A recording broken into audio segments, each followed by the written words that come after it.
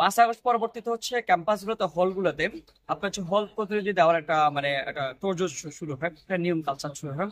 হল প্রতিনিধি কিংবা বেস প্রতিনিধি প্রত্যেকটা হলে হলে আপনার বেস প্রতিনিধি দুজন তিনজন করে আছে।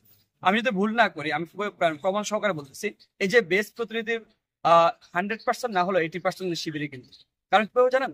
তার হচ্ছে অনলাইন ভোটাভুটির মাধ্যমে হয়েছিল।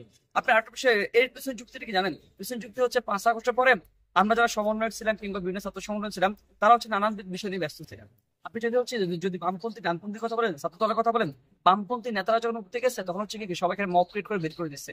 এই যে আপনি যদি 8 তারিখের কথা বলেন, 8 তারিখে যে যে জুবেল জুবেল জুবেল ভাইয়ের কথা বলেন, তাকে যে মব ক্রিয়েট করে বের করে দিচ্ছে। তার মানে ওই সময়টাতে ফলে অন্য কোনো ছাত্র সংগঠন নেতাকে উঠতে পারে নাই, কিন্তু তখন একটা কি মব তৈরি করে একটা হচ্ছে কি একটা আতঙ্ক তৈরি করে রাখা যে হলে রাজনীতি ঢুকবে না।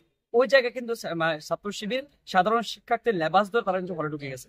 তারপর থেকে হচ্ছে তারা হল প্রতিনিধি তৈরি করছে। আপনি যেটা বলেন যে কি ছাত্রলীগ এখনো হলে আছে কিনা, আপনি দেখেন ওই সময় কারা কারা ছাত্রলীগ, কাদেরকে কাদেরকে বিচারের আওতায় আনতে হবে, সেটা প্রত্যেকটা বেস প্রতিনিধি তার বেসের থেকে নাম দিয়েছিলেন। তো যদি হচ্ছে ছাত্র শিবির যদি হচ্ছে গিয়ে কি আপনার বেস প্রতিনিধি থাকে, আমি বললাম কি এই যুক্তিটা কোন দিক দিলাম যে অবশ্যই তারাই ছিল, এর বাইরে কেউ হলে উঠতে পারে নাই। যারা উঠছে সাধারণ শিক্ষিত লেবাস পরে তারা উঠছেন, ওরাই প্রত্যেকটা বেসে দুজন করে প্রতিনিধি নির্বাচন হয়েছিল।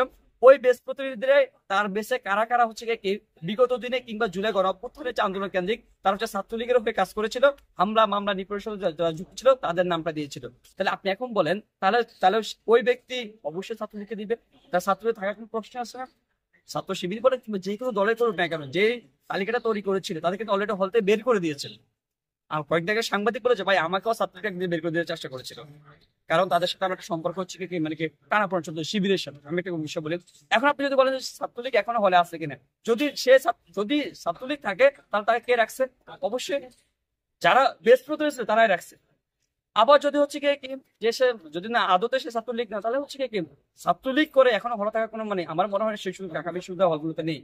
ছাত্রলীগ বিরোধী করছে কিংবা সে তার পাপটা মোচন করে নেয়, আন্দোলনের মধ্যে দিয়ে পদত্যাগ করে নেয়, এমন ব্যক্তি মানে ঢাকা বিশ্ববিদ্যালয় হলে থাকবে এমন পরিস্থিতি মানে মনে হয় না, সেই সুযোগ ঢাকা বিশ্ববিদ্যালয় নেই।